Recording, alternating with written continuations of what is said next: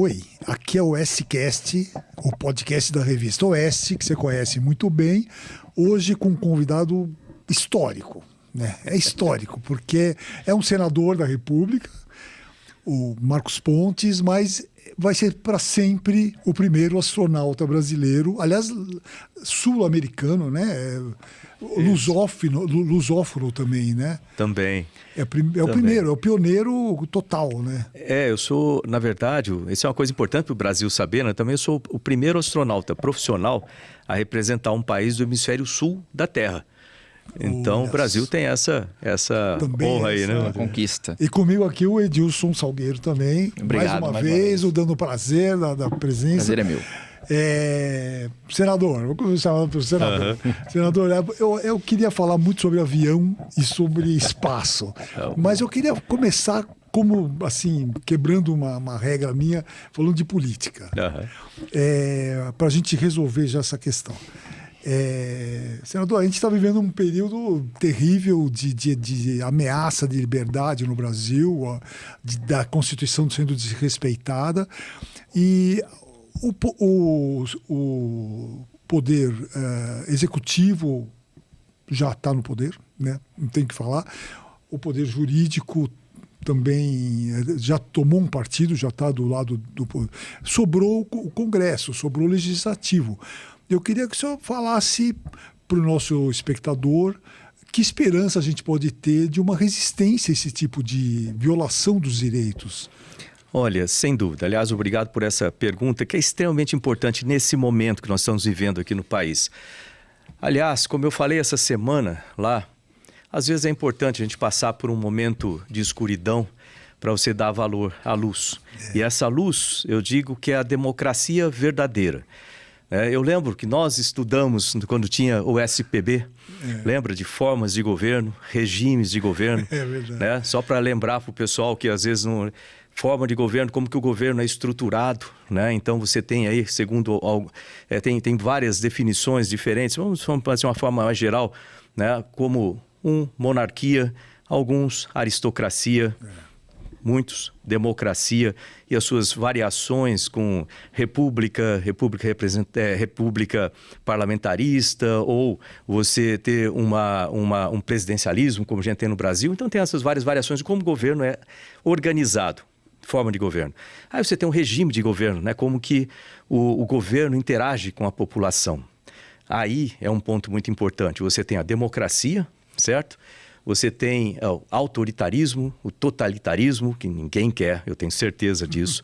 E aí você tem os sistemas econômicos, né? Desde a de comunismo, socialismo, né? Liberalismo, capitalismo, etc.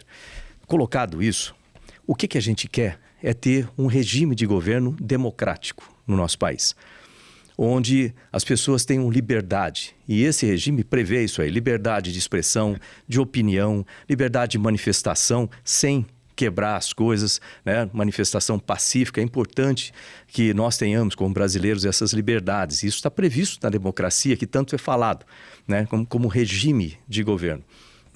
E dentro disso, o contraponto, vamos dizer assim, né? A opinião contrária é previsto. Então, você pode falar mal, ou você pode criticar uma pessoa do governo, você pode criticar uma instituição, está previsto fazer isso numa democracia verdadeira como regime de governo, certo? Inclusive, se você for contra uma forma de governo democrática, você pode ser, entre aspas, antidemocrático e criticar isso. Não, vamos supor, eu não gosto da democracia, eu gosto de monarquia absoluta, vamos supor, eu gosto de monarquia absoluta, tem um rei que manda tudo. Eu posso querer isso aí. Não é o que eu quero, mas pode ter gente que quer. E uma democracia como regime de governo tem que permitir esse tipo de coisa. Dito tudo isso aí, o que a gente tem visto hoje, né? Esse PL da fake news, eu chamo PL da censura. Sou contra, completamente contra. Eu acho que ele não agrega em nada o que nós já podemos fazer. Se eu te agredir por alguma razão ou a ele, vocês podem me processar, vocês sabem quem eu sou, existe o Código Penal para isso, existe a Lei Geral de Proteção de Dados para saber o que pode ser exposto, o que não pode. Ou seja, se você pegar, né, dentro vamos dizer assim, dentro da internet e identificar univocamente uma pessoa, e isso as plataformas têm plena capacidade de fazer isso, vai lá, identifica a pessoa, a partir dali você já de certa forma coíbe aquela pessoa, sabendo que ela é perfeitamente identificada, ela não está escondendo atrás de um perfil falso, que diga-se de passagem, também é possível a plataforma descobrir, mesmo com perfil falso, é bom para o pessoal perceber e saber disso, mas a partir do momento que a pessoa sabe, ela já vai evitar criticar de uma forma... Ela pode criticar, mas vai evitar criticar de uma forma agressiva, uma forma incorreta, né, de se fazer isso. Ou seja, você já resolve o problema ali. Se alguém se sentir prejudicado, você pode processar aquela pessoa e existem ferramentas para isso, certo? Então, pensando por essa perspectiva, esse projeto de lei, não existe sentido de estar ali. O risco que se tem é quando você coloca um grupo para fazer uma censura de conteúdo, né? Isso é muito arriscado para o nosso país. Pode começar com a internet. Mas a Google ela consegue colocar conteúdos, propagar conteúdos que ela quer ou restringir conteúdos que ela não quer? Bom, a Globo, qualquer TV, vocês podem fazer isso também, certo? Então começa agora falando de rede social, daqui a pouco a gente já está na TV, na mídia, e a gente tem um país restrito e não se pode perder a liberdade de imprensa. Aliás, você acabou de passar aí o Dia Internacional, né, da Liberdade de Imprensa. É bom lembrar disso aí. Então, eu sou completamente contra esse PL. Eu acho que ele traz um risco muito grande. Não vale a pena esse tipo de risco para o nosso país, se a gente quer realmente ter um regime democrático aqui no país. E o regime democrático tem que permitir o contraditório. Então, é essa a minha opinião sobre isso. E a gente tem visto aí, não só isso, mas também em termos de balanço entre os poderes, certos abusos, né, de um lado e outro. Lembrar que o legislativo é o poder constituído pelo povo. Lembrar do primeiro artigo da Constituição, que vai ver lá o povo, né, de uma democracia, né? O poder emana do povo, que o exerce através dos seus representantes ou de forma direta. Está escrito lá. É bom a gente respeitar a Constituição. E quando você tem uma lei, por exemplo, um marco, vamos começar pelo Executivo, um marco legal do saneamento, que é muito importante para o país, votado, aprovado em 2020 pelo Congresso, representando a população, e de repente o Executivo, através de decretos, tenta minar um marco como esse, que é importantíssimo para mais de 130 milhões de brasileiros terem água tratada, terem saneamento, né?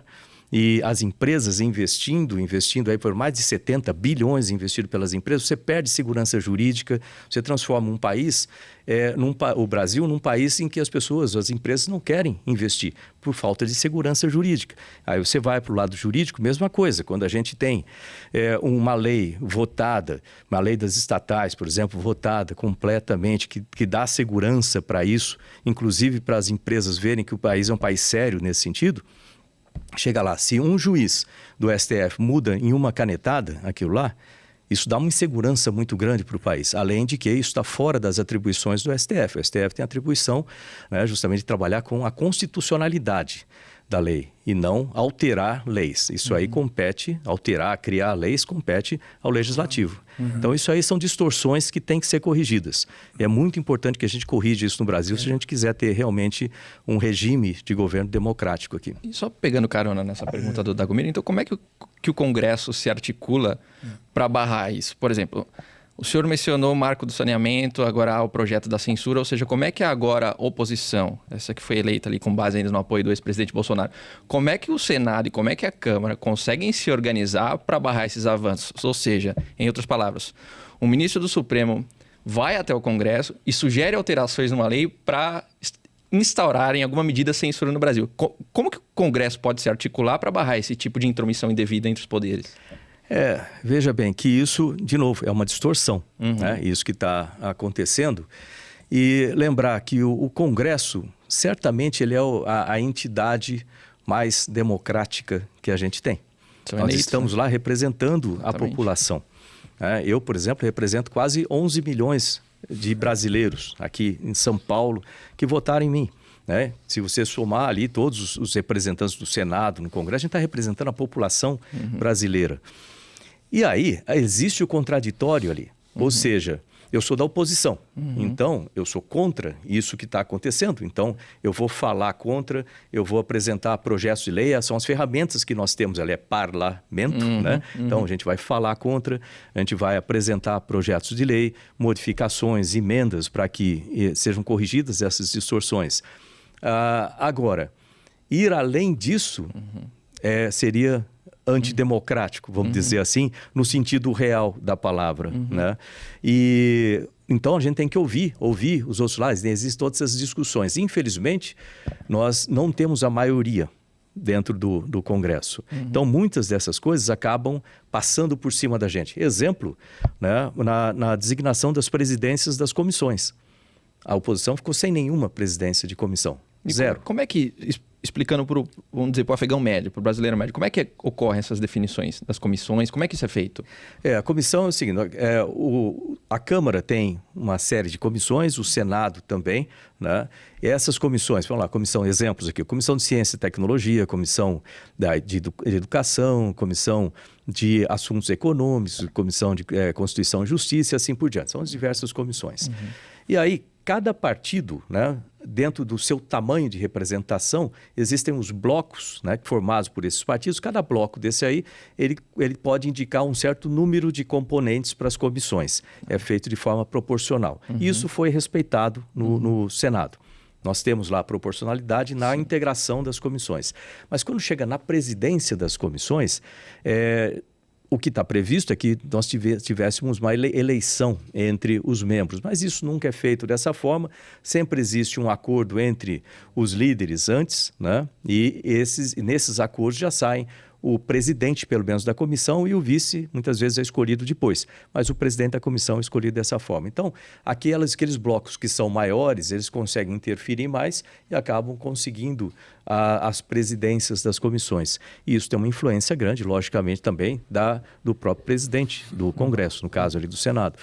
E no nosso caso, nós ficamos sem nenhuma presidência de comissão, o que eu achei extremamente injusto. Aí onde vamos dizer assim, o sistema no Congresso passa a ser antidemocrático, do meu ponto de vista. Né? Então, tem alguns pontos que precisam ser corrigidos. E para corrigir, muita conversa, muita discussão interna. Eu sou engenheiro, gosto de coisa prática, então eu confesso que essa é uma das partes ali que me deixa um pouco chateado ou decepcionado. Ou seja, eu gostaria que houvesse mais ação, mais resultados, né, imediatos. Quando se fala de ministro, o pessoal me pergunta muitas vezes, ali o Senado ele tem uma responsabilidade muito grande. Às vezes o pessoal não vê a diferença com a Câmara, né? O Senado é um órgão revisor, casa alta, e nós temos a responsabilidade também de participar de forma muito ativa em impeachments, por exemplo, de presidente, de ministro de Estado e etc., inclusive de ministros de STF, que começa no próprio Senado. Um processo como esse, mas precisa de 2/3 da casa. Hoje não há? Hoje não tem isso aí. E mesmo porque esse processo ele tem que ser iniciado através de uma denúncia, essa denúncia ela se transforma, então, quando o presidente do Senado determina a criação de uma comissão, essa comissão analisa, tem toda uma parte jurídica para ver se aquilo é procedente ou não, e se dá prosseguimento. Se der prosseguimento, a gente vai ter as sessões com discussão e etc., e tem que ter o mínimo de 54 senadores, né? E depois, para que aconteça o impeachment, tem que ter 54 senadores né, votando a favor disso. É um processo longo, não é um processo simples, mas é um processo existente. Né? É importante que se tenha em mente isso aí. E ele é feito da maneira democrática, dentro da casa do povo, a casa democrática. O que eu vejo como solução para essa situação agora é a ética e a responsabilidade de todos os líderes dos 3 poderes, né, para que seja cumprido o que está previsto na Constituição, seja cumprido aquilo que o povo deseja em termos de um regime democrático, né, e que a gente tenha essa forma de governo, né, democrática também, com uma república presidencialista, e que seja feito da forma correta. Isso depende do caráter, da ética e do bom senso, vamos dizer, do profissionalismo de cada um dos líderes dos três poderes. Bom, vamos nos divertir um pouquinho agora. Falamos inglês, que está falado, já está dado o recado. O senhor tem uma carreira... Antes de falar como astronauta, eu tenho uma carreira com uma das profissões mais excitantes do mundo, tanto é que é o sucesso do filme do Tom Cruise agora, né? O Top Gun, o Maverick, todo mundo fica fascinado pela carreira de piloto de caça. Isso. O senhor foi um piloto de caça, né? Isso. E eu vi a lista, eu fiquei abismado, assim, porque o senhor pilotou F-15, Eu também. F-16, F-18. Eu queria até pedir para a produção colocar a foto do F-15, só para dar uma ideia do quanto é chocante aquilo. Mas no F-15 não deve ter sido no Brasil, ou Não, F-15. caiu o F-15. Olha que coisa maravilhosa. Uma máquina, viu? Pilotar isso aqui deve ser Literalmente uma máquina. Uma máquina muito. Mas foi nos Estados Unidos? Isso aí eu voei em Edwards Air Force Base. Ah, sim, então, na Califórnia, né? O que acontece, né? Eu não sei se me permitir, eu posso contar um pouquinho da minha história Por também, favor, que às vezes é importante. à vontade. Porque essa área de aviação, quando a gente fala de aviação, fala de engenharia também, é uma coisa você vê que tem muitos jovens, né, que falam, pô, eu quero ser piloto, eu quero ser engenheiro, projetar uma série de coisas, e às vezes não sabe o que dá. Eu, às vezes pela própria palavra negativa de outras pessoas, por querer ou não, às vezes as pessoas desanimam a gente com relação aos nossos sonhos. A gente tem que cuidar bem dos sonhos. Então, por isso que eu gosto de falar do comecinho. Isso independe se você tem dinheiro ou não. Por isso que eu gosto de falar do comecinho, lá em Bauru, né, em que eu comecei a trabalhar com 14 anos. Meu pai era servente de serviços gerais, tipo faxineiro do Instituto Brasileiro do Café. E minha mãe era escriturária da rede ferroviária. Eu nasci na periferia. Hoje está bom naquela área da cidade. Naquela época era periferia, ruas de terra, sem saneamento, era terrível. E eu queria voar, então eu ia para o aeroclube, ia lá, até hoje acontece, depois eu falo mais tarde, tem um show aéreo que acontece nesse mesmo aeroclube, ia lá para o aeroclube, falava com os pilotos, via os aviões, mas não tinha dinheiro para voar. Eu falava assim, bom, entra para a Força Aérea, na Força Aérea você pode voar, você pode ter uma carreira e tudo mais. Mas essa vontade de voar nasceu como? Nasceu do seguinte, o meu tio Canova, ele era sargento da Força Aérea em Pirassununga e foi suboficial também, mais tarde, na carreira. Então eu ia lá em Pirassununga, eu ficava vendo os aviões lá, a base da Academia da Força Aérea. Então via, na época tinha T-37, né? Dragonfly, lá, Cessna, né? E eu olhava aqueles aviões, entrava nos aviões, né? Fechava o canopy assim, né? E ele tem a paraquedas de assento, então sem o paraquedas a cadeira fica muito afundada. Eu já era pequenininho, com a cadeira afundada, ficava o painel lá em cima, aquele cheiro de combustível. Eu adorava aquilo lá, né? E aí eu falei, pô, eu vou ser piloto. Mas, pô, não tinha como, né? Como é que eu fazia? Na área civil não tinha dinheiro para pagar hora de voo. Você fala, vai para a Força Aérea, né? Só que eu também tinha que ajudar em casa. Então, com 14 anos, eu consegui meu primeiro emprego. Eu era eletricista aprendiz da Rede Ferroviária Federal. Ganhava, e era assim, de manhã eu fazia o curso no Senai, que é uma coisa que eu defendo muito, curso profissionalizante, muito importante. Aí eu fazia de manhã curso de eletricista, à tarde trabalhava como eletricista aprendiz, ganhava meio salário mínimo na Rede Ferroviária, eletricista de locomotiva. E eu pagava o curso noturno do Liceu Noroeste lá, que era pago. Era o único curso de eletrônica que tinha, né? E eu mesmo pagava. E foi assim que começou toda essa história. Então eu lembro de sair assim da locomotiva com os livros embaixo do braço. Aí o pessoal fala assim, por que você está aqui estudando? Eu falei, estou estudando para passar na prova da Academia da Força Aérea. Você é piloto. Você é impossível, rapaz. Você é só para filho de rico. Você nunca vai conseguir, né? Aí eu cheguei em casa aquele dia, minha mãe falou assim, o que foi? Eu falei, não, fala lá o que foi. Eu falei para meus amigos que eu quero ser piloto, eles falaram que é impossível. Acho que eles têm razão, não estou fazendo cursinho, como é que eu vou passar na prova da academia, o vestibular? Ela olhou bem e falou assim, ela tinha um olho azul, assim, falou assim, olha, eles têm a vida deles, eles fazem o que eles quiserem com a vida deles. Você tem a sua vida, você pode ser tudo o que você quiser na vida, desde que você estude, trabalhe, persista e sempre faça mais do que esperam de você. Eu repito isso em todo lugar que eu vou, que é muito importante ter isso aí em mente, né? Foi o que eu fiz. Então passei na prova da academia, fiz o curso na academia da Força Aérea em Pirassununga. Ali você faz a parte de administração pública e ciências aeronáuticas. Eu me formei como piloto também. Fui para Natal, no Rio Grande do Norte, aí fiz curso de piloto de caça. De lá fui para Santa Maria, 3º do 10º grupo de aviação, né, já como piloto operacional. Lá eu fui instrutor, líder de esquadrilha, né, 4 aviões. segurança de voo, comecei a trabalhar com segurança de voo em 1987, fiquei 30 anos fazendo isso. Só um detalhe, que avião, que caça que era? Na época era o era o Mirage? Chavante. Era o Chavante. Chavante, já parou de voar, né? Mas era bem, esse é chato, parece que ele tá ficando bem velho, né? Que os aviões que você voa já estão no pedestal, assim. Fica no pedestal porque o tempo passou. Aí de lá eu resolvi estudar mais. Aí eu fiz o vestibular do ITA, ITA, Tecnologia de Aeronáutica, fui fazer engenharia, fiz 5 anos de engenharia. Aí eu somei a parte de aviação com a parte de engenharia, fui ser piloto de testes de aviões. E aí que chega essa parte. E como piloto de testes, eu voei na década de 90, praticamente todos os aviões que o Brasil tinha, exceto o Mirage 3. Não chegou. E eu estava testando o míssil MA1 naquela época, e eu fiquei com os voos de Chavante e de F5, mas não de Mirage, foi outro cara que foi fazer o Mirage. E aí, na coisa, eu teve um intercâmbio para ir para a Força Aérea Americana. Com a Força Aérea Americana, eu voei F-15 e F-16 em Edwards, fica no sul da Califórnia, no deserto de Mojave ali. E depois, com a Marinha Americana, em Pax River, veio o F-18 lá, que está no filme, inclusive, do Top Gun. Aí eu voltei ao Brasil, mandaram para a Rússia, provar MiG-29 lá na Rússia. Porque poderia ser uma das possibilidades de comprar o MiG-29. MiG-29, ele estava dentro do programa FX. Aliás, também a produção, por favor, a foto do MiG aí. E você vê que isso foi lá na década de 90. A gente acabou, esse processo todo acabou agora com o Gripen, né? Mas... isso a gente vai falar já. O MiG, então, o MiG. Aviãozão. Agora, o F-18 é o Hornet, é isso? F-18 é o Hornet. E o MiG é uma coisa assim que eu fico impressionado. Tem até o filme que eu já comentei aqui, do Clint Eastwood. Você vê aquele painel em russo, o painel? E como é que você fez? Tem uma historinha atrás disso aí. Conta. Que eu cheguei lá pro primeiro voo com ele, né? A base aérea, tal. E perto de Moscou, lá. Neve pra caramba e tal. Mas eu cheguei lá à noite, final da tarde, começo da noite, encontrei com um instrutor que eu ia voar no dia seguinte. E ele pegou e falou assim pra mim, vamos lá ver o avião no hangar? O avião que você vai voar. A gente tem um deles com painel em inglês, né? Com os instrumentos em inglês, tudo, né? Com o sistema que a gente usa, pé, né? Nó e etc. E vamos lá. Aí eu fui lá, entrei no avião, ele fez uma série de explicações, me deu um pedaço do manual para eu estudar para o dia seguinte. E eu estava tranquilo. De manhã, tomei café. Quando terminou de tomar o café, ele pega e fala para mim assim, nós temos um pequeno probleminha. Aí eu, problema? O que foi?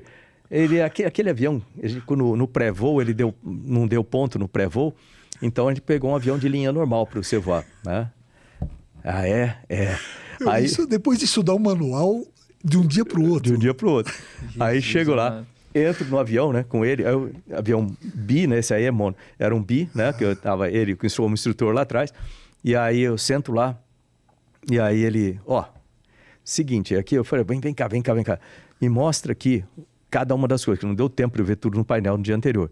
Tá aqui, eu peguei, todo piloto de testes leva uma fita crepe no bolso do anti-G, né? Aí peguei aquilo lá. Qual o limite daqui? O limite é tanto, o limite tanto. Eu saí com o avião todo cheio de fita crepe e voamos assim no primeiro voo. Meu Deus. E dessas experiências, qual foi o melhor? Qual que você gostou mais de pilotar? Olha, avião é interessante, é igual eu costumo comparar com gente, né? Todo mundo tem uma parte boa, que a pessoa é muito boa, e uma parte ruim, que não vai muito bem naquilo lá. Mesma coisa o avião. Então, cada um deles tem uma particularidade, né? Esse daí, começando por esse daí, né? O MiG-29, ele é um avião muito robusto, tanto que na demonstração, a pista que a gente estava lá, tinha uma parte das pistas de táxi que eram cheias de mato assim de 1 metro, com rachadura no concreto, tudo. E ele vai por ali. Eu falei, por lá? Você tá louco? Ele, não, vai por ali. Mas vai por lá. Demonstração do avião, pode ir por lá. Bem de tipo russo, assim, vai por lá. Tá bom. Aí eu falei, vai quebrar o trem de pouso? Não, é previsto para você ver que esse avião aguenta, ele é feito para combate. Né?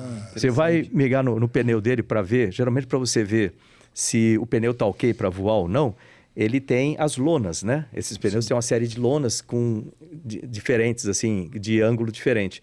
Então, você dá uma olhada. Geralmente, você tem segunda lona, terceira lona, você para trocar o pneu, né? Esse pneu desgasta bastante nos pousos, né? Lá, não. Eles fazem uns furos, assim, no pneu, e aí você coloca o dedo, né? O dedo tem que entrar até um certo ponto. Se ele não entrar tudo aquilo, se entrar um tanto só aqui, troca o pneu.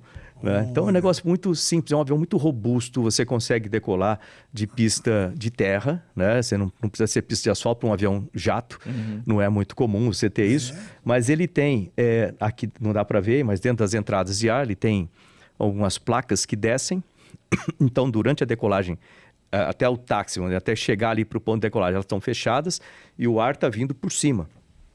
Tem as entradas lá, o ar está indo por cima.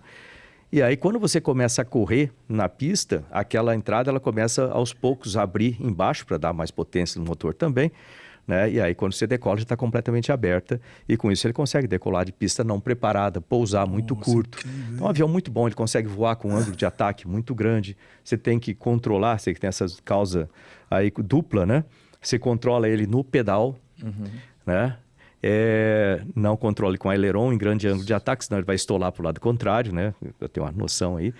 Você passa a mão nele, ele é meio rugoso, até a aerodinâmica dele é muito boa para aumentar, energizar a camada limite. Os dois motores RD33 dele aí são 1.4 peso do avião, então você consegue acelerar ele na subida, você pode abrir a pós-combustão com ele em alto ângulo de ataque, coisa que nunca é recomendável, porque você pode estolar o compressor. No caso dele, não acontece. Então, é um avião que tem muitas características interessantes. E a velocidade dele se eu não me engano, agora acho que é Mach 2.3 ou 2.4. 2.3. Eu sei que é um dos mais rápidos, né? Desses mais antigos, né? Ele é. E tem uma versão muito mais moderna do que a que eu voei, que tem os aviônicos muito melhores também. Então, é um aviãozaço, esse aí, sem dúvida nenhuma. Agora, a parte ruim. Então, ele é muito bom para combate próximo, combate em altitude média, tipo de 20 a 30 mil pés, 20 a 25. Ele vai comportar muito bem em alto ângulo de ataque e combate próximo. O tipo de armamento que ele utiliza também é muito viável para isso.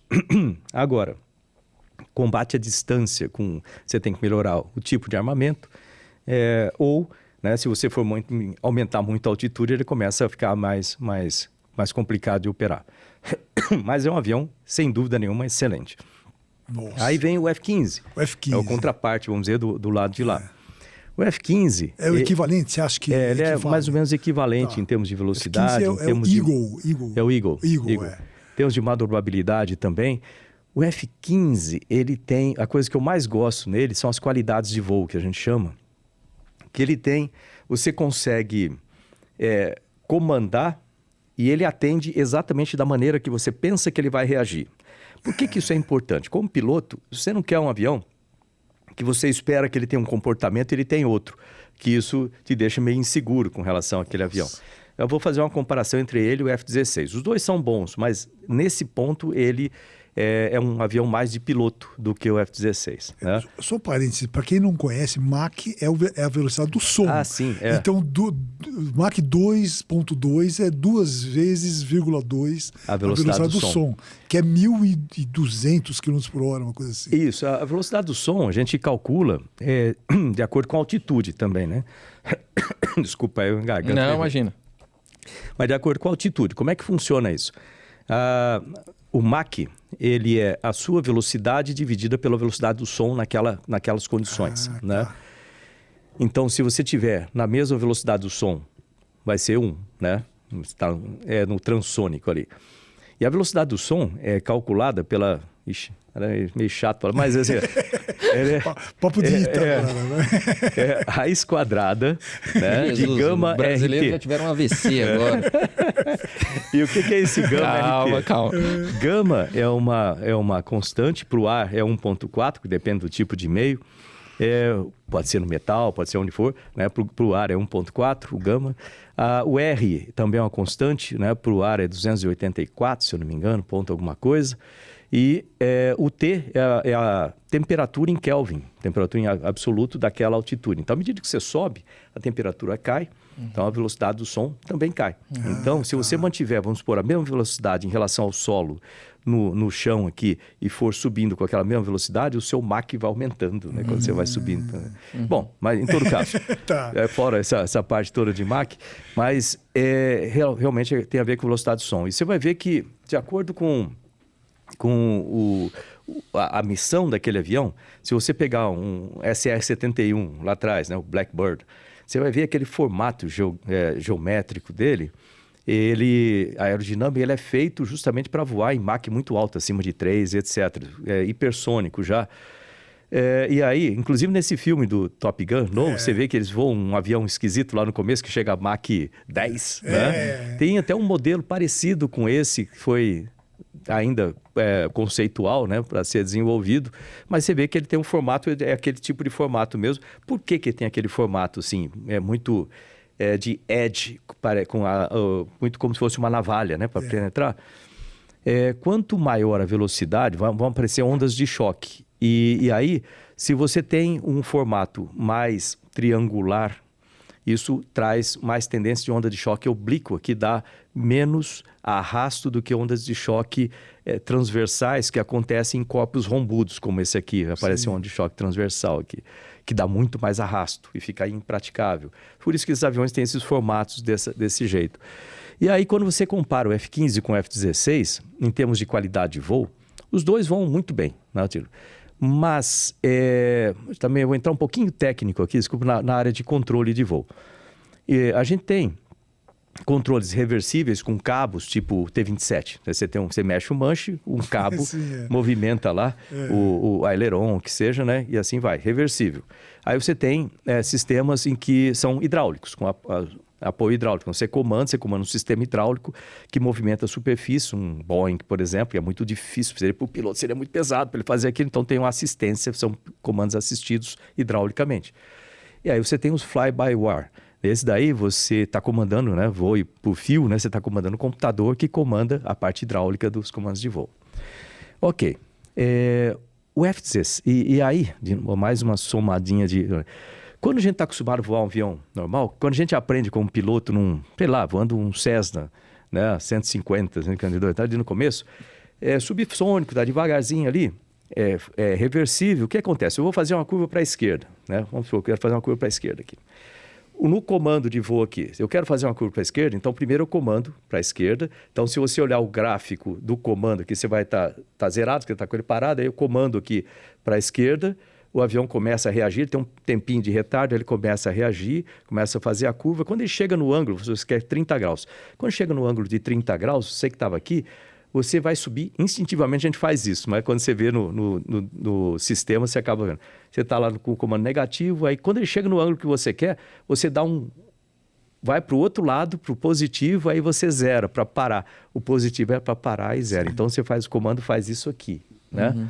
Ótimo. Isso a gente aprende instintivamente e você comanda o ângulo, no caso aqui, o ângulo de rolamento, que a gente chama de FI, né? O ângulo de rolamento, tá?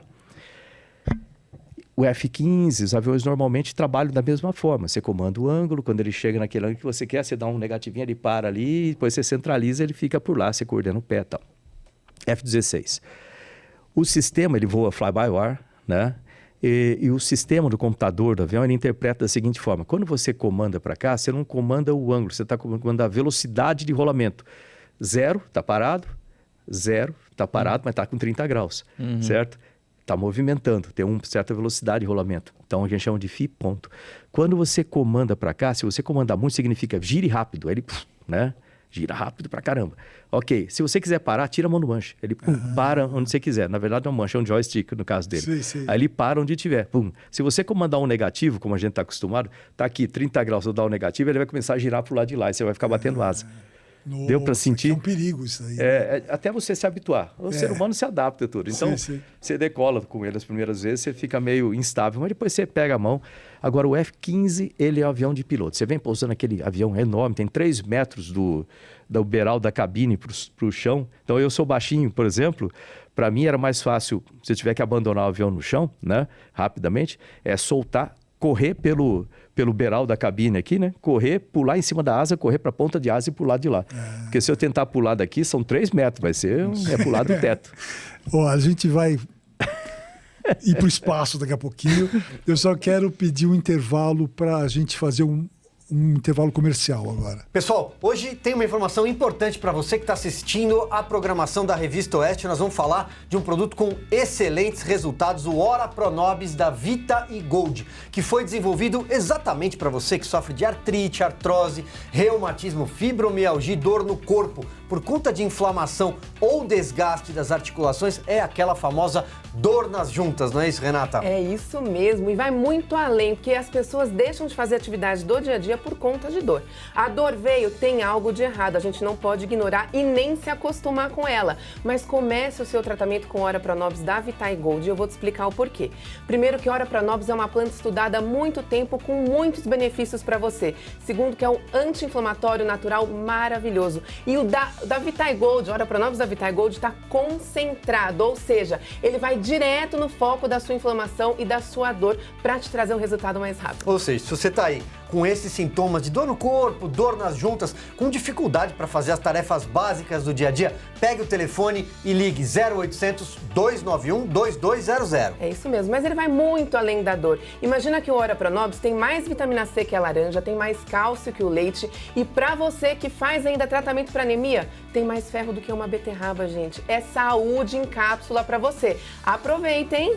Corre lá, 0800 291 2200. E ó, Renata tem promoção, viu? Tem uma promoção e a promoção tá boa demais. Ligou agora, falou que tá assistindo a Oeste, você vai ter 70% de desconto. Não é mentira, 70% de desconto no seu frasco de Ora Pronobis e vai ganhar um presentão. Você vai levar aqui o colágeno tipo 2, que vai ajudar nas dores da sua articulação também. Ou seja, são 2 produtos da Vita e Gold com garantia para você ter um resultado maravilhoso na sua dor. Acabou a dor para você, chega de sentir dor, ficar chateado, parar as tarefas do dia a dia. Liga agora e adquira o seu Ora Pronobis. 0800 291 2200. Eu queria fazer a última pergunta de avião. É a última coisa, prometo, depois a gente vai para o espaço. Depois. Eu queria que vocês botassem a imagem do Gripen. É o Gripen aí. Eu queria saber, você já voou no Gripen? Não veio. Eu já tive o convite como ministro, né, que era ministro de Ciência e Tecnologia, por causa do background aí como piloto de testes, etc. Eu fui convidado pela Suécia para fazer um voo de Gripen. E estava tudo certo, só que na época que eu iria viajar para lá, teve alguma coisa que eu não sei o que foi. Ministro, a agenda é doida, né? E eu acabei não podendo ir, né? Mas eu ainda tenho vontade de voar o Gripen, um avião maravilhoso. Ele tem umas características interessantes, né? Se você observar aí também, né? Você lembra do Mirage? Sim. Né? O Mirage, se você olhar aqui, parece que falta alguma coisa na parte traseira do avião. Né? Falta um estabilizador horizontal, né? Você tem o vertical, falta um estabilizador horizontal aqui. Mas o Mirage também não tinha. Você vê com uma asa delta, aqui a gente tinha o que chamava de elevon. O Mirage era uma asa só. Uma asa só. E não tinha essa segunda que não tinha aqui na frente, né? Esse tipo de sistema. Ele era inteiro, e aí você tinha os elevons lá atrás. Igual o ônibus espacial. Mesma coisa, você tem os elevons. Eles funcionam como profundor e aileron ao mesmo tempo, né? A introdução de um canard aqui na frente, que é esse tipo de asa aqui na frente, eu vou lembrar de uma coisa. Lembra do 14 bis do Santos Dumont? Funcionava com um canard. Olha o cara lá atrás. Nossa, impressionante. E o canard, certamente ele não pensou exatamente isso, mas acho que intuitivamente ele imaginou. Quando você tem o balanceamento, né, do avião em torno do CG ou do centro aerodinâmico, né, o avião vai fazer aqui, se você tem um profundor e você tem uma asa, a asa produz sustentação num sentido e o profundor no sentido contrário, para poder equilibrar o avião. E nesse equilíbrio, então, se somar essas duas forças, você tem menos, no total, né, um para cima, outro para baixo, você tem menos força de lift, aqui, de sustentação. Quando você tem um canard, os dois são para cima. Né, para equilibrar o avião, os dois são forças para cima. Então, você pode ter uma asa menor ou pode ter um controle maior aqui na frente. Além do que, para curvas apertadas também, um canard também ajuda bastante. Aviões dessa natureza também tem os flaps de bordo de ataque, aqui, né, se eu olhar aqui e lá, que ajudam a aumentar a sustentação para pouso ou aumentar a sustentação em alto fator de carga também, também ajuda.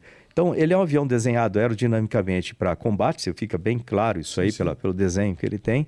Né? E eu não voei, mas ele aparentemente é um avião muito estável. O senhor acha que foi uma boa escolha? Eu acho que foi uma ótima escolha.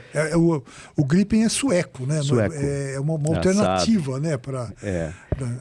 É um avião que tem uma aviônica muito boa, que hoje em dia, lógico que a aerodinâmica é importante, tudo isso, mas o que realmente define um combate é a capacidade de aviônicos e armamentos que você tem e a integração dessas duas partes.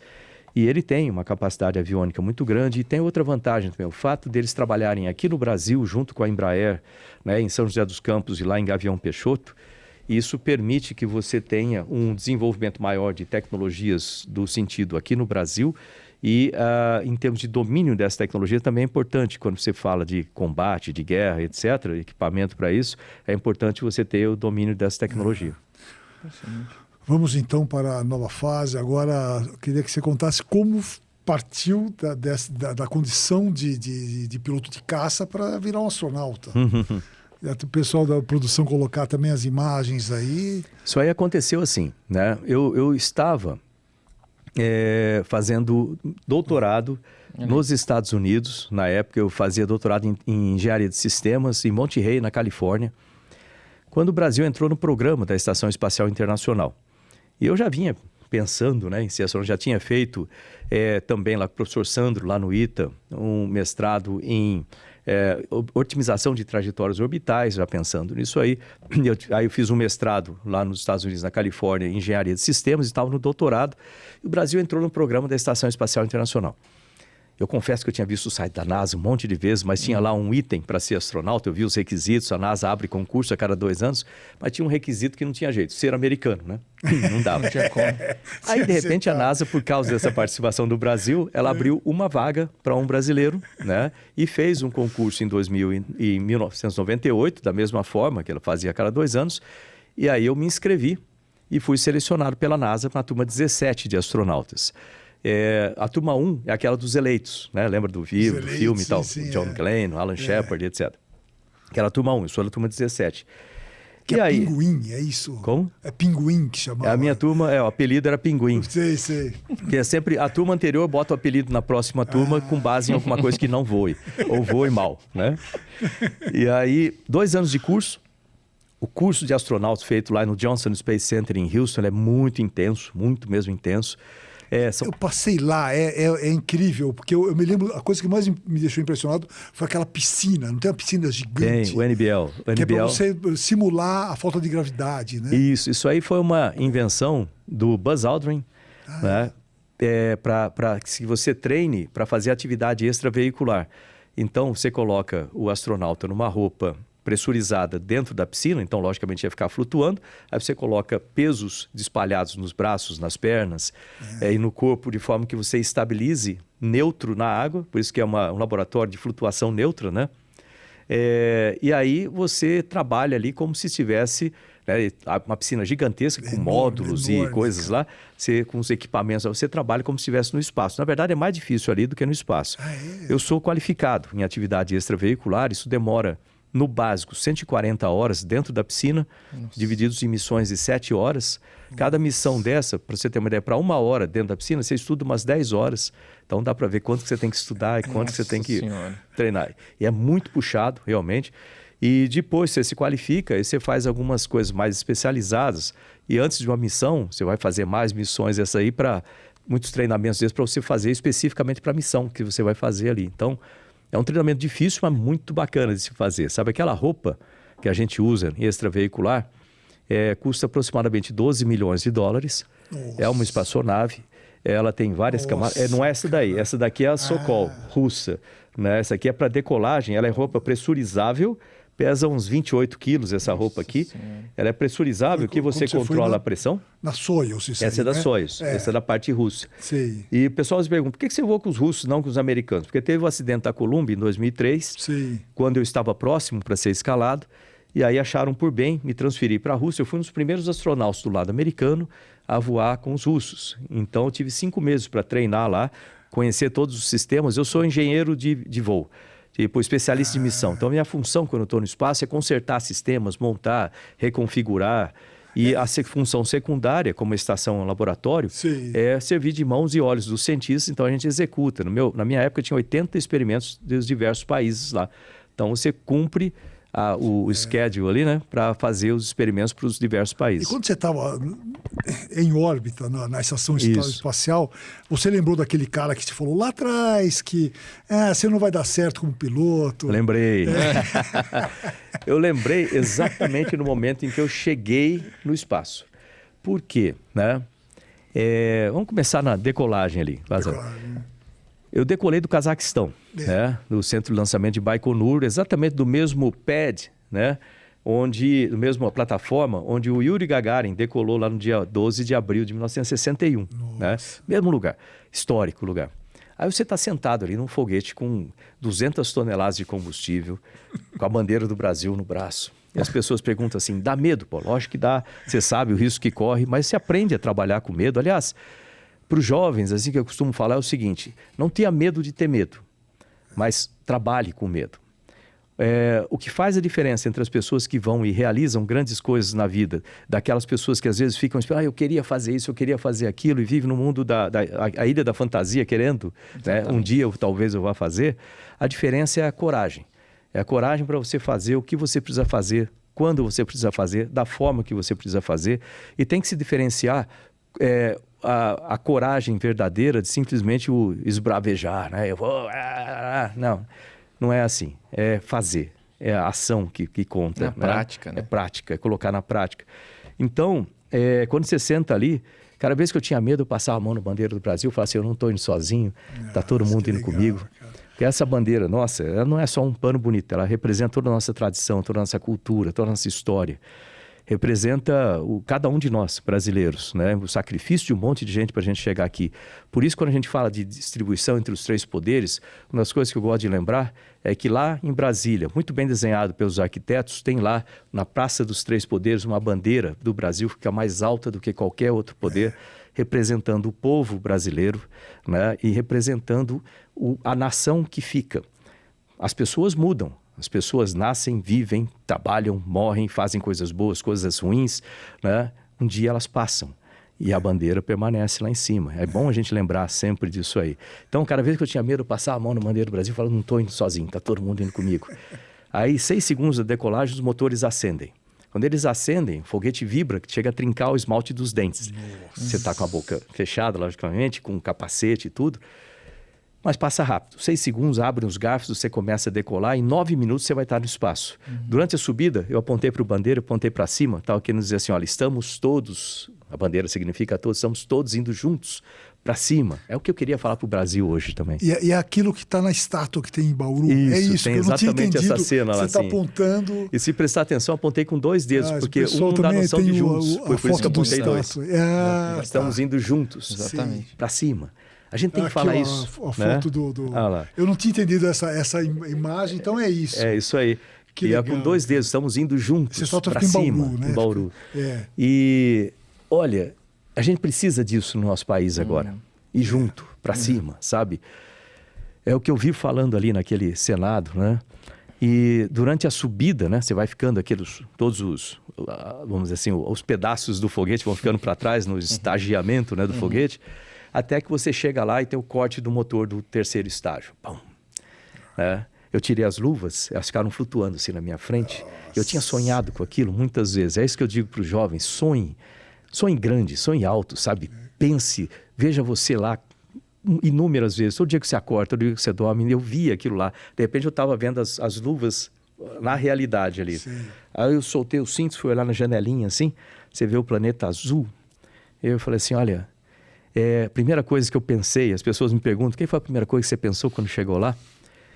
Azul da cor dos olhos da dona Zuleika, da minha mãe lá atrás. Que legal, né? Cara. E a primeira coisa que eu lembrei foi lá atrás, pessoal, você é piloto, cai na real, rapaz, você corre para filho de rico, você nunca vai chegar lá, você nunca vai conseguir. E ela falando para mim, aqueles olhos azuis, eu falei assim, você pode ser tudo que você quiser na vida, desde que você estude, trabalhe, persista, sempre faça mais do que esperam de você. E ela estava certa, sabe, com isso. Aí você fica 2 dias ali dentro daquela espaçonave até conectar com a estação espacial. Demora 2 dias. 2 dias. Conexão. Naquela época. Hoje em dia são 8 horas só. Mudaram a trajetória. Impressionante. E aí quando conecta, a gente faz todo o procedimento para ver se não tem vazamento na conexão e tudo mais. Aí abre o hatch, né? Era a última parte do meu procedimento, fazer a abertura do hatch. Aí abri, pá. E aí o previsto no checklist, né? O protocolo diz, primeiro, imagina nós 3, você é o comandante. Então, primeiro vai o comandante, depois eu ou o Jeff, um dos 2, né? Mas primeiro entra o comandante na estação. Aí eu fui, peguei a bandeira do Brasil, fiquei ali esperando, né? A minha vez, aí o Pavel, comandante russo, um cara sensacional, assim, ele olhou para mim, ô Marcos, vai na frente. Eu falei assim, mas eu na frente? Não está previsto, é você que tem que ir na frente, você é o comandante. Aí, não, vai você na frente, eu estou mandando. Eu falei assim, mas, pô, vamos, ele, para. Eu falei, não é você que está indo na frente, é essa bandeira. Essa bandeira é uma nação que está entrando pela primeira vez na estação espacial. Nossa. Então, nem eu, né, nem o Jeff temos o direito de entrar na frente de uma nação. Então, você vai primeiro.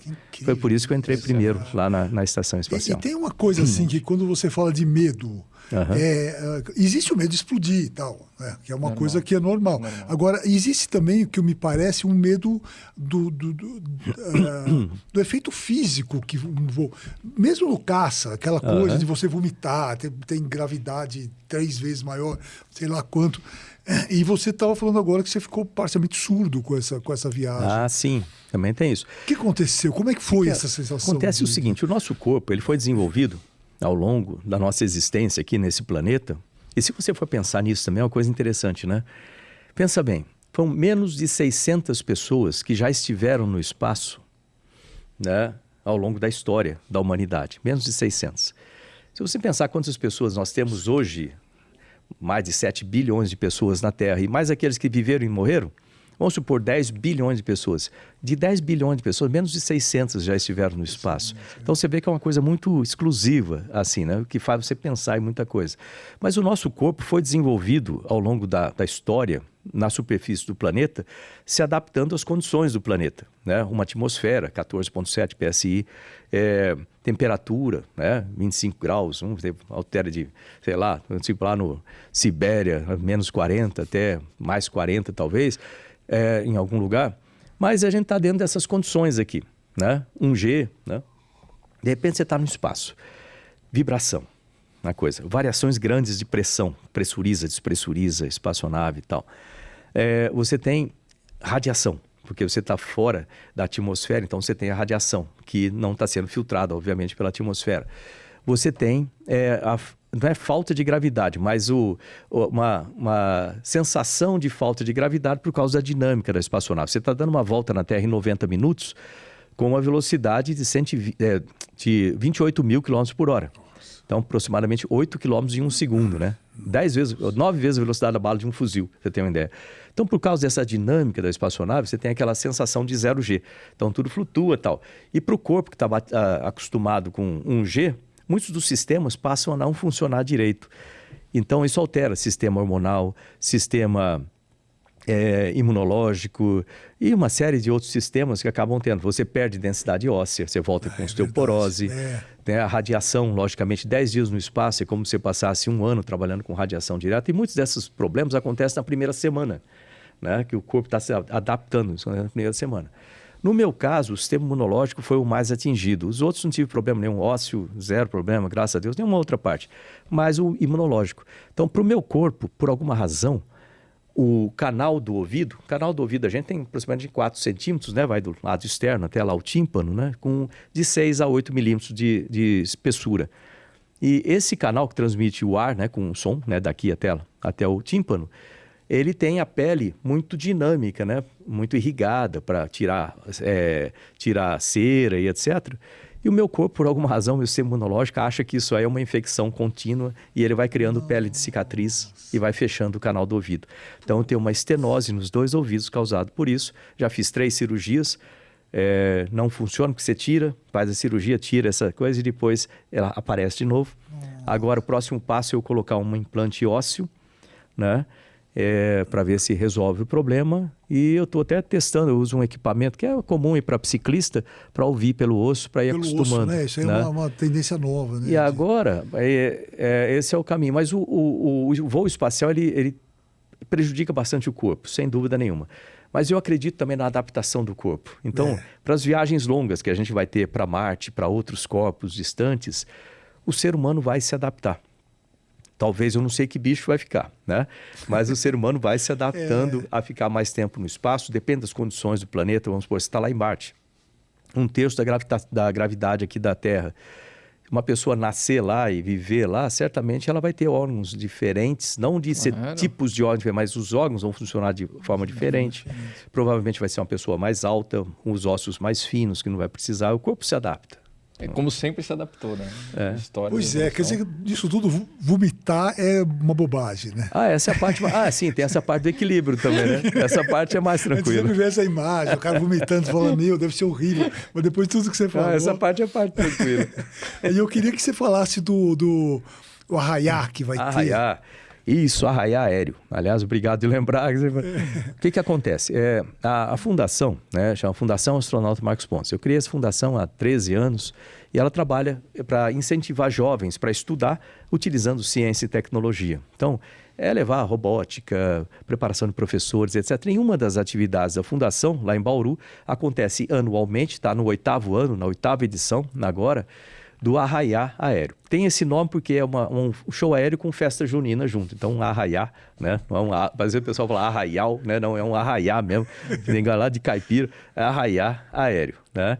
Então, ele vai ser em junho, né? No dia 10 e no dia 11. É um final de semana, 10 e 11 de junho, lá no Aeroclube de Bauru. É o maior show aéreo civil do país, reúnem aproximadamente 120 mil pessoas, é um evento para a família, nunca teve nenhuma ocorrência, isso é muito bacana, as famílias vão lá para se divertir, e além do show aéreo, você tem cultura com 3 palcos, você tem aquelas barraquinhas de festa junina, barraquinha de comida, aquela coisa toda, vários elementos de ciência e tecnologia, né? Às vezes o Hospital do Câncer de Barretos vai lá, o Hospital do Amor com uma carreta falar sobre ciência para combate a câncer, universidades, SESI, Senai, com robótica, com motores de avião, etc. Então, muitas entidades participam, as Forças Armadas, Exército, Marinha, Aeronáutica, as polícias, Polícia Civil, Polícia Federal, Polícia Militar, todas as repartições, vamos dizer assim, da Polícia Militar, Polícia Ambiental, etc., Rota, todos eles participam, porque é um evento justamente para motivar, chama Arraiá Aéreo Inspirando Gerações. Então, tem a Esquadrilha da Fumaça e tudo mais, mas a ideia é que os jovens vão lá e falam assim, puxa vida, eu quero ser engenheiro, tem palestras também, aí conversa com um engenheiro, eu quero ser um médico, conversa com um médico que vai lá dar uma palestra, eu quero ser piloto, né? Tem pilotos de acrobacia, tem muita acrobacia, como todo show aéreo. Então é muito bacana você ver essa integração, e é uma coisa de família, né? No final de semana para a cidade é muito bom, né? Porque você tem ali um aumento repentino de população pagante ali, né? Dentro da cidade, para o comércio da cidade é bom, para estimular, né? Tudo isso, e é um evento filantrópico, a fundação é obviamente uma fundação sem fins lucrativos, mas o que a gente pede para a entrada das pessoas é 1 quilo de alimento. E aí ficam os caminhões lá, são mais de 40 entidades que ajudam a realizar o show, né? Entre elas você vê Rotary, a Maçonaria, a Lions e 40 entidades participam, controlam as barraquinhas e tudo mais. E esse alimento todo depois é distribuído para mais de 40 entidades assistenciais da região. Né? No ano passado foram 47 toneladas. Aliás, eu quero agradecer o pessoal que participou, né? Também 47 toneladas. Esse ano a gente quer bater o recorde, né? Mas isso é distribuído, tem muitas entidades dessas que vivem, né? Por exemplo, lar de velhinhos, lá que para orfanatos, etc., que vivem precisam desse alimento. Então, tá aí o pessoal poder contribuir e participar.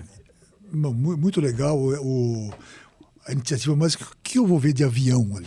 Avião. Lá, aliás, tem tudo que voa lá. Começa com paraquedismo, né? Tem as equipes de paraquedistas que participam.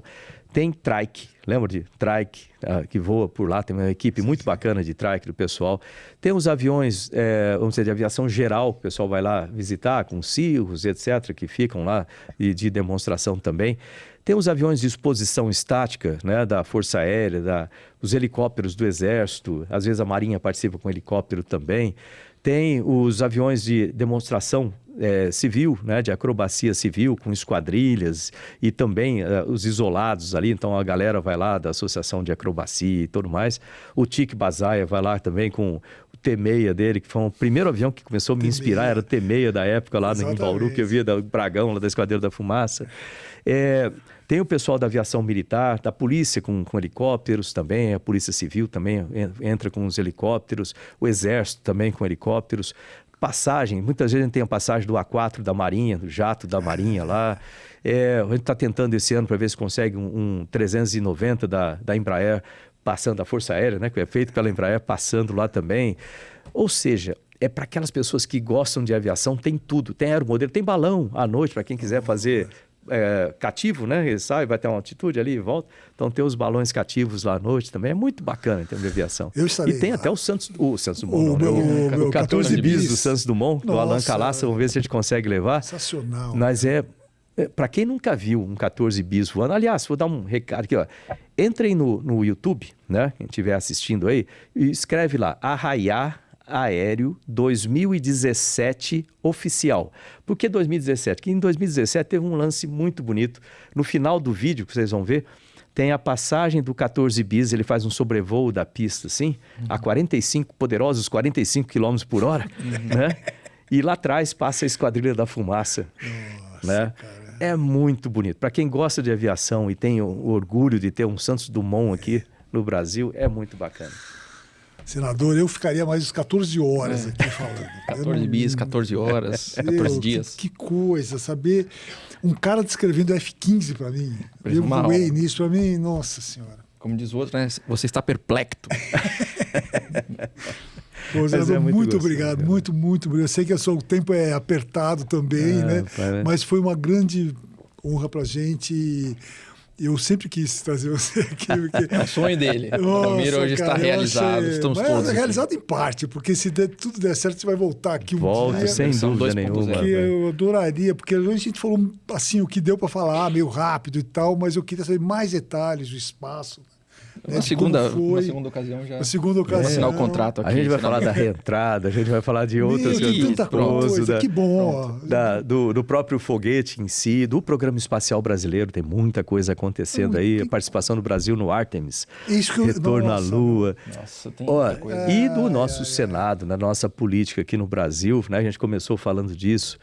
E olha, eu quero agradecer por essa oportunidade aqui, dizer para as pessoas que estão nos assistindo aí, né? Primeiro agradecer a cada um dos paulistas que depositaram seu voto de confiança. Foram quase 11 milhões de votos. Eu fui o parlamentar mais votado do Brasil em 2022, um dos parlamentares mais votados da história do país. E não me abandonem. Fiquem lá junto comigo no Senado, acompanhem no @astropontes, né? Eu faço o diário de bordo ali todo dia de manhã também. A gente mostra o que está acontecendo no Senado. Não dá para mostrar tudo. Às vezes o pessoal fala, mas por que vocês estão fazendo? Então, acompanhem lá também no próprio Senado, né? Na TV Senado, na Rádio Senado, nas redes sociais do Senado também, porque tem muita coisa acontecendo. E a gente precisa do apoio da população nesse momento que eu considero um momento um tanto obscuro, vamos chamar assim, da nossa história aqui no Brasil.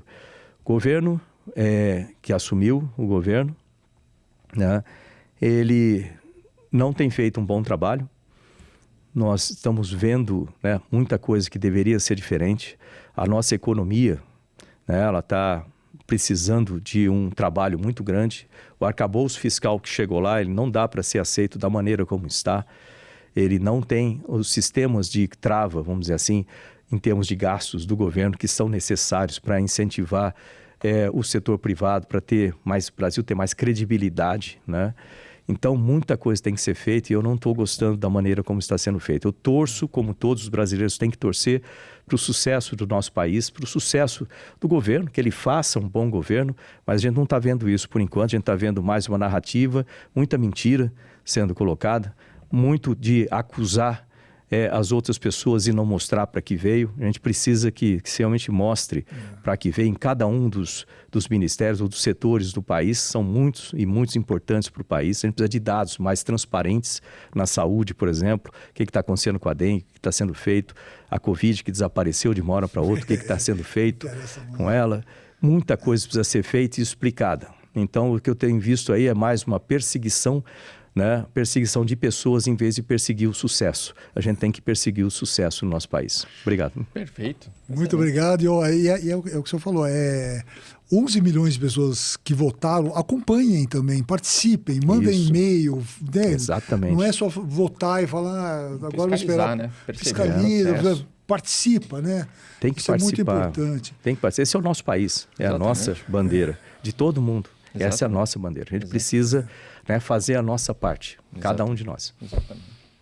Obrigado, senador. Obrigado, Edilson. Mais uma vez. Muito obrigado a você que está assistindo. E assine a Oeste. Assine a Oeste para você ter a oportunidade de assistir os nossos programas, né? Fala aí os programas, meu. Então, temos Oestcast, temos Oeste Sem Filtro, sucesso absoluto, já superou a concorrência, As Liberais e Estúdio Oeste. Então, isso tudo você já tem 0800. Ao assinar a Oeste, você tem uma coleção ali de artigos e reportagens uma vez por semana, tudo especial. Então, você vai encontrar o Guzo, Augusto Nunes, Ana Paula Henkel, Rodrigo Constantino, Dagomir Marquesi. Obrigado. Então, ao assinar a Oeste, você tem direito a esse privilégio de acompanhar 15 ou 16 artigos em toda a edição da semana. Então, tudo isso que vocês estão vendo aqui é com base no apoio de vocês. A gente não aceita dinheiro do Estado, ou seja, a Oeste é iniciativa privada, é com base no seu apoio que a gente se sustenta. Então, ao assinar, você colabora para que mais vezes esse cenário aconteça. Obrigado, Rip Tayo Tae para todos. Roda a vinheta.